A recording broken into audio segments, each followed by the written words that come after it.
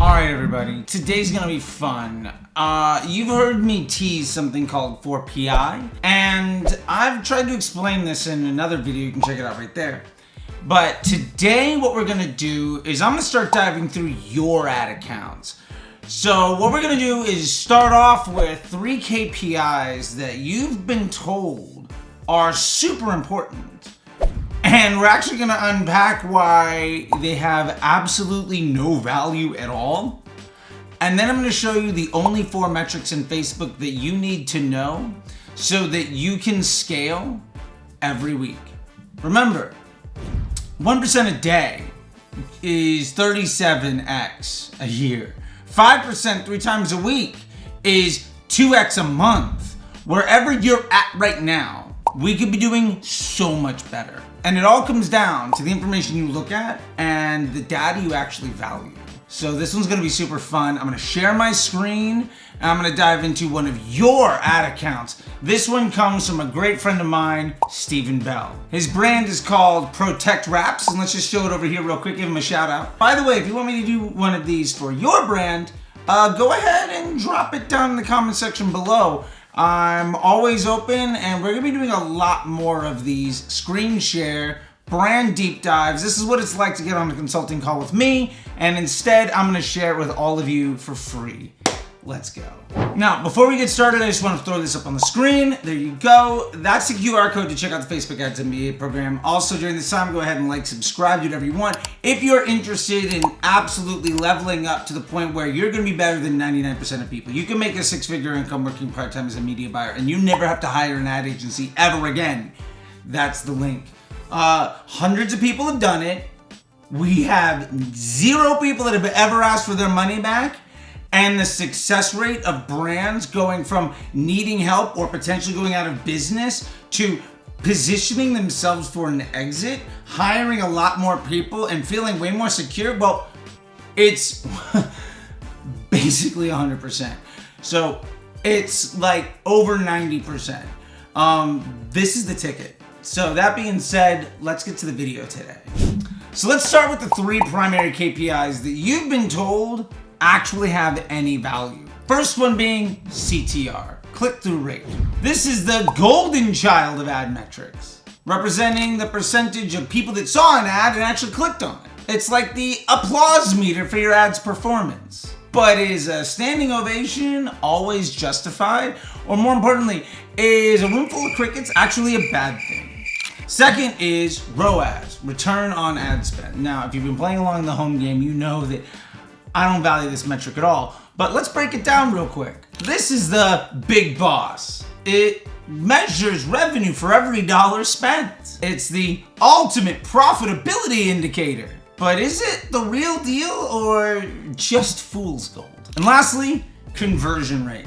Shout out to my buddy Dylan Ander for heat map conversion rate optimization. Because we agree on conversion rates. And super great guy. Check out heatmap.com, by the way. This one's the deal sealer, showing the percentage of users that took the desired action after clicking on an ad. It's the grand finale of your ads journey. But is it the true measure of success? Well, hopefully I've asked these questions in a leading enough way that we can identify the answer as an unequivocally clear no to all of these things. Now, why do people value this KPI so much? Well, they're seen as the pillars of ad performance, guiding marketers on their quest to advertising nirvana. They're the compass pointing towards higher engagement, greater profits, and successful conversions. But here's the thing. These were all defined as having value well before Facebook existed. And in a world where delivery is completely random, or where delivery is based purely on demand, i.e. email, or search, or display. Well, when you don't earn delivery, it's 100% valid. If it is completely random, then you need to target your ads with audiences so that you get a better click-through rate based on your CPMs, and hopefully you can improve the conversion rate. And you'll be able to understand the value of that click by looking at the revenue generated by that traffic. The only problem is, in Facebook, delivery is earned based on how people experience the platform.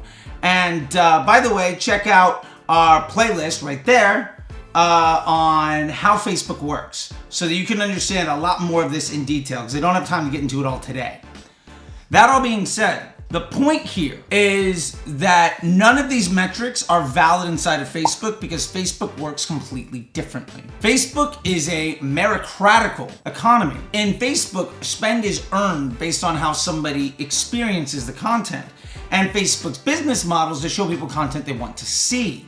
So if you actually want to get better at running ads in Facebook, even at broad targeting, you can look at your 322 ads and begin to understand how Facebook is using them by looking at 4 primary KPIs. We'll get to those in 1 second, but let's just debunk these 3 metrics we talked about earlier. Number 1, click-through rate. The easiest way of getting a higher click-through rate is to show your ad to a smaller group of people that are more interested. And the easiest way to get a bad click-through rate is to show your ad to a whole bunch of people. Now here's the thing. You can get a 10% click-through rate on 100 people. That's 10 clicks. You can get a 1% click-through rate on 1 million people. Well, that's a lot more than 10. Now, obviously, that's hyperbolic math. The point is, the lower your CPMs, the more people are going to see your content, the lower your click-through rate will be because the lower number in the fraction, the denominator is larger. Even if the numerator is bigger, it doesn't matter because it's a ratio. Anytime somebody tries to convince you information based on a ratio, they're trying to lie to you.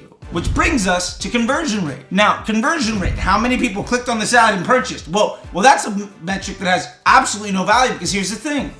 Again, what's the volume and the quality of that click? Where is that person in the funnel? And more importantly, does it matter the conversion rate of that ad if your funnel and your omni-channel marketing mix is profitable? The point is, you're gonna have ads that sit at the top of the funnel and ads that sit on the bottom. Ads that sit on the bottom of the funnel are going to have a higher conversion rate. Ads that sit on the top are going to have a lower conversion rate. But ads that sit on the top of the funnel are the things that allow the bottom of funnel ads to have a lot more volume. So you're going to get a lot of value out of ads that look bad on Facebook because Facebook's spending all the money on the worst ad. And if you turn that ad off, everything goes to shit. Because all you're doing is drying up the funnel. This is another reason why cost caps destroy businesses and prevent growth. Yes, you can be super profitable with a great ROAS, but you're not actually gonna make more money. And that's a big misnomer, which often brings us down to ROAS. ROAS is attributed revenue divided by ad spend. Here's the problem. If you were to turn off your ads today, you're gonna see revenue tomorrow and the next day. You're gonna see revenue probably trickle off for the next week or 2. But on those days, your ROAS is effectively infinite, which means money spent today creates revenue 7, 10, 20, 30, 40 days in the future. Which means the revenue you get today is from ad spend from yesterday and a week ago and a month ago. And really why this is a complete misnomer along all sorts of other things. The most simplest way of looking at it is it's a fraction.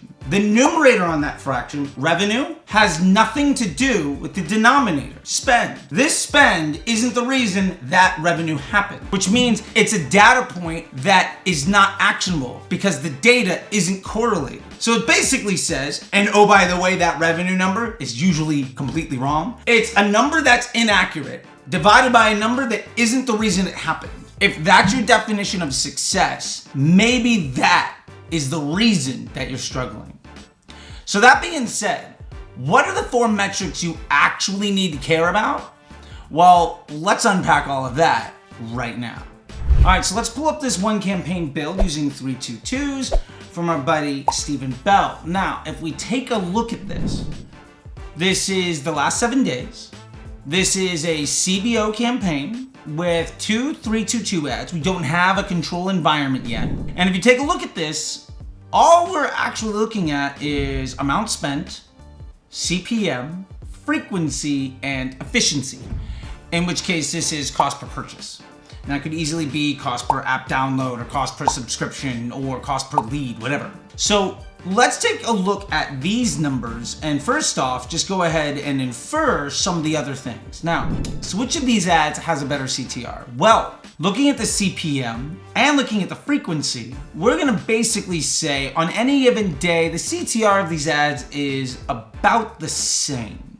And the reason we know that is because the denominator is basically the same around the overall investment. Now, That being said, the listicle broad competition does have a greater efficiency, and that doesn't look like it's a complete misnomer. It's on a decent amount of volume, so we're okay with saying that maybe its CTR and conversion rate is a little bit better. Also, when it comes to ROAS, well, if the AOV is fairly constant, well, then the ROAS of the ad with the lower CPA is better. So if CTR, conversion rate, and ROAS are the end-all be-all things, we can identify all of that information here. We can also actually see things that matter. And what I mean by that is, let's start to take a look at each one of these columns. And again, this is the 4PI analysis. These are the only 4 metrics that you need to look at. So column number 1,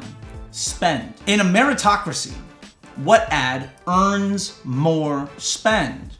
Well, in this case, the concept of broad competition earns more spend than the concept of narrow. Now, they're both listicles. We're not going to get into the ad types because it really doesn't matter. But the point that matters is that the spend more heavily indexes towards one of the concepts versus the other. Now we look at the CPMs. Now, what we have here are CPMs that are basically flat. They're more or less the same, which means when we compare the CPM to the frequency, we're going to be able to apples to apples understand where Facebook is using these ads in the funnel. Now, since the CPM is the same, we would imagine that the frequency would also be about the same if the ads are being used in the same part of the funnel. Now, when we look at this, what we're actually seeing is that the listicle broad competition has a slightly lower frequency by day on average than the narrow. However, the overall spend is also less. So that probably explains why there's a differential. If you look at the difference in spend, it more or less equates to the difference in frequency. So we can understand that they're basically both sitting in the same parts of the funnel. Now we can take a look at efficacy. What is the efficiency of each one of these? Now, what we're seeing is the top ad, the top concept, the broad competition concept is more efficient than the narrow. So let's take a deeper dive into what this all means. So the first thing I want to do, and the reason we're looking at the 7-day, is we want to see the trend. So the first thing that jumps out to me is that the narrow competition, the CPM seems to be going up every single day. More or less, there's an upward trend, right? It started at 10 something and now it's over 12. Whereas the broad competition started also at like 11 something, is now coming in at 13. This tells us that ultimately something in the marketplace, for one reason or another, is forcing our cost for advertising, the unit economy, to get more costly, to get more expensive. While that's happening, something else is happening that's very interesting. The frequency is going down. Now, if the spend was the same, lower frequency would mean that this is going higher in the funnel. Now, since the CPM is going up at the same time that, well, the spend looks to be roughly the same, that means that this ad is being shown to a smaller group of people less often. So it's moving further up the funnel in that it's not being shown to people as often every day, which is shown by the frequency. But it also means that the quality of the user experience is basically getting worse, or the market economy on how much it costs to reach people is getting more expensive. So if we know that the spend level is basically the same, but ultimately has a negative trend, like there's no 2,000 one day and 500 the next, but it does look like the average spend each day is basically a little bit less. And at the same time, we're hitting people more often and it's more expensive to reach them. We can tell that there's an overall inefficiency in our marketing. Now we can get into understanding how to solve very specific problems because we know something very clear. Because we know 3 things to be true. Number 1, our ads are fairly constant in where they sit in the funnel, and we'll talk about where that is in just a minute. Number 2, the unit economics for advertising with these concepts to our market is going up. And number 3, the overall efficiency is kind of static, right? Like it's volatile, but we know where we're more or less gonna net out by concept. And all of that means that we have all the information we need to make actionable insights. So let's get into the actionable insights. First off, where in the funnel are these ads? We know that these ads are mid to bottom funnel. And the reason we know that is by the frequency and by the CPM compared against each other. So for instance, on the 25th of August, the broad competition, 21% of people saw that ad twice. That means 20% or 21% of our spend was retargeting. On the narrow competition, it was closer to 30. For your little cheat sheet at home if you want to make one, and we'll throw this up on the screen. If you're over a 1.25, you are a bottom funnel ad. That is basically meaning that you're spending a sizable amount of your budget hitting the same people over and over again. And what that means is, it's likely that your CPMs are going to rise. Because you're reaching a smaller amount of people more often, you're creating more of a net negative experience. Because remember, retargeting forces bad experiences because most of the people in your retargeting audience have already made the decision to not buy. If you have anything close to even a 5% conversion rate out of your retargeting audience, that's phenomenal. But it means 95% of the people in there have already decided to not make a purchase, which means it's a very ineffective audience to go after. It also means that you're not growing the size of your funnel. So also on our cheat sheet, we can say anything between like a 1.15 and a 1.25, that's basically mid-funnel. And anything less than a 1.1, that's top of funnel, that's prospecting. And you might say, well, look, he's spending nearly $200. I've spent $2,000 and gotten to like a 1.02, which means at $2,000, at 20 grand, that ad reached people more than once, only 2% of the time. That ad is massively filling the funnel. That ad is creating incremental lift across all channels. Now that ad probably has a worse CPA, and that's totally fine because it's providing more opportunity to all of the other ads with better CPA. So now that we know all of that, let's take this very specific experience and let's try to solve 3 different problems. Problem number 1 that we might want to solve is that it looks like our results are basically staying the same, but we're reaching less people. So our efficiency is getting better. But odds are if we keep this running, our spend is going to have to keep coming down because our overall revenue is getting worse because we're reaching less people with our business model amplification device. Basically, Facebook CPMs are going up, so we're reaching less people. Our frequency with that is also going up, which means we're reaching less people more often, which means that what we're seeing from search and email and organic direct is drying up really fast. This is one of the really bad sides of things like Cost Cap's Advantage Plus, because they index in doing this thing for you. Like, that's their unfair advantage. That's what they do, is they drive your funnel to get you the most efficient results. So if our problem here is that we're ultimately drying up the funnel, our best solution is going to be creative testing specifically to try to find an ad with a daily frequency below a 1.15 or below a 1.1. We need a prospecting ad. Basically what we have here is 2 mid-funnel concepts. What that means is, again, the volume of sales per day is gonna have to come down, and the sales that you do get are less incremental. So Facebook might still maintain the same ROAS, but your revenue continues to drop. And this is one of the reasons why I say, fuck ROAS, because if you chase ROAS, your business will look great, better and better and better, right up until you have to shut your door. ROAS is a bad metric. And we can also say probably the conversion rate and the click-through rate of these ads is getting better and better because we're reaching fewer people more often, which means we're only reaching the people that are super interested, which means these ads as concepts appeal to somebody that's already market aware. They're already hitting the mid-funnel of the total addressable market, and that's great. But if we want to be able to spend more money so that these ads, instead of having higher CPMs and higher frequencies, where that CPA, yeah, it's getting better, but it's ultimately going to dry up in its overall volume. If we want to give these more opportunity, we need to test and create prospecting. Now, that's one solution. Let's go and flip it the complete opposite way. So let's take a look at this and say, well, maybe the reason this is happening is because we don't have any ad to come in and be that second touch.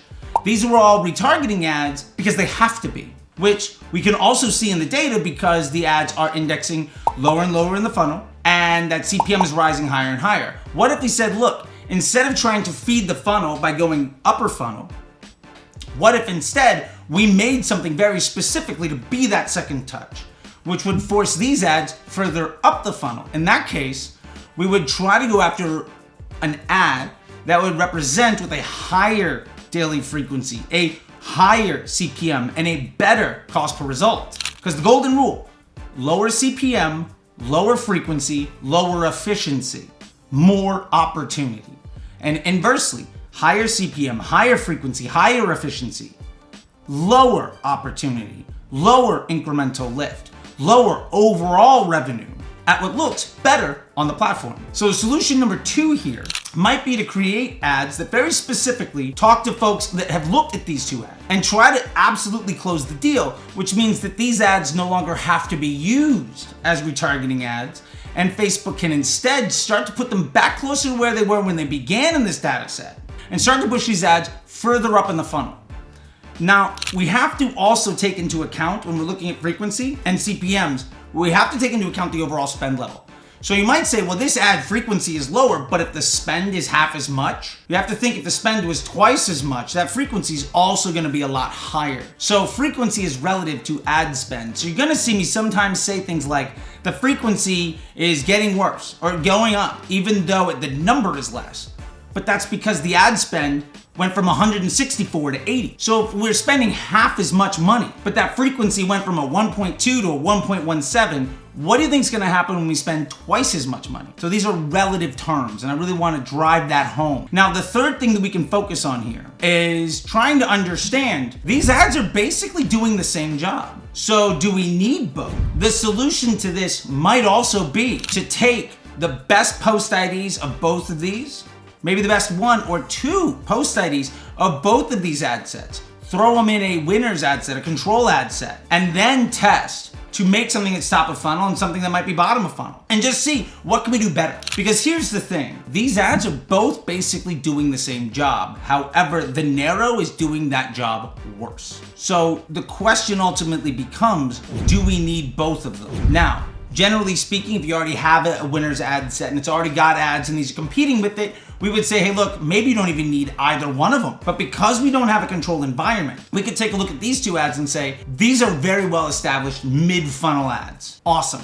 Now what I need to do is determine for my business, am I trying to leverage this and make it more efficient because I'm not running search and my email isn't strong and I really just want to leverage Facebook to be as profitable as possible because my overall net budget is basically stacked. Well, in that case, let's combine all of these and try to make bottom of funnel ads. If our business model situation is, hey, Facebook is sitting on top of search, on top of organic, we have an influencer campaign, we've got really strong email, and really what we want to do is leverage this to grow the overall funnel, to grow the overall opportunity because our budget can go up if our results are there. Well, now we have a very clear operation of how do we focus on building ads that sit more top of funnel. And again, for the record, to wrap this up, there are some pretty constant trends when it comes to where ads sit in the funnel by ad type.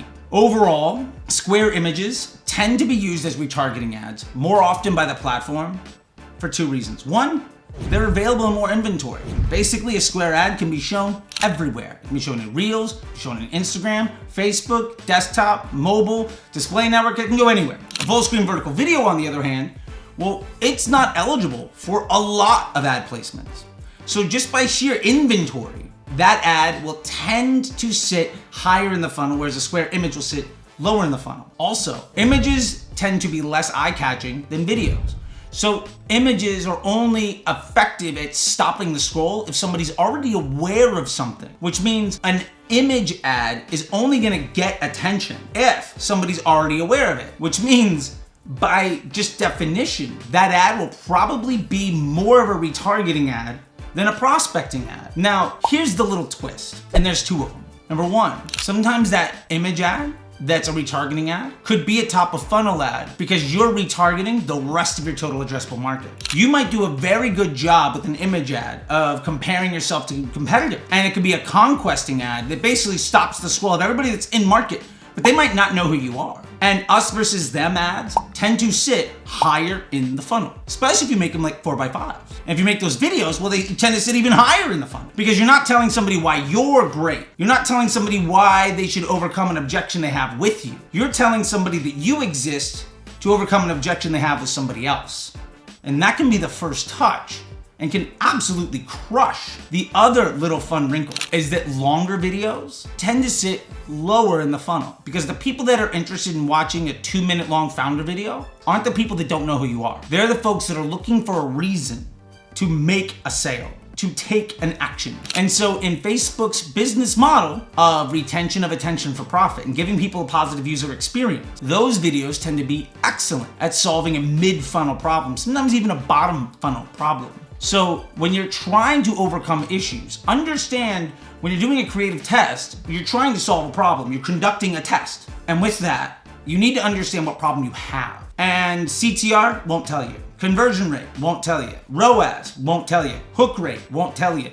All of the other metrics that people talk about won't tell you what your problem actually is, other than our ROAS isn't good enough. Or when we spend more, our performance gets worse. That's not actionable information. That's just saying, hey, the sun is out. Is it warm? I don't know, I can see the sun. Basically telling me it's not raining. Do I need a coat? I don't know. It's useless information. It doesn't answer the question that I have. In this case, with these ads, what we know is we have two very strong mid-funnel options. So if we want to improve the efficiency of the ad account, we need to find something that comes in and overcomes the objections that people have around these ads to sit lower in the funnel than these ads, to push these ads further up the funnel, and ultimately bring down our overall blended CPA on Facebook. But that might come at the expense of overall volume in an omni-channel fashion. We're gonna make Facebook look better and better and better, but we're gonna reduce the volume of opportunity to far more efficient channels. The other option, and probably the one I would go with because I'm a brand growth guy, I'm not a profitability on small spend, I'm a let's overcome the problem of small spend and grow this business kind of guy. Let's focus on an upper funnel ad that allows these mid-funnel ads to have more opportunity. If we had a prospecting ad that came in at like a 1.05 or a 1.1, and let's say it got 50% of the budget, and it came in at like, I don't know, a 40, you'd say, man, that ad sucks and it's getting all the spend. Sure, but if I can afford a 35, and what happens is it allows my $30 ad to get way more spend, because I've also maybe aligned that top of funnel ad to speak to the people that $30 ad speaks to, well, now I've just leveraged that $30 CPA and given it more opportunity. Plus, I'm growing my organic direct, I'm growing my search, I'm growing my email, because I'm reaching more people.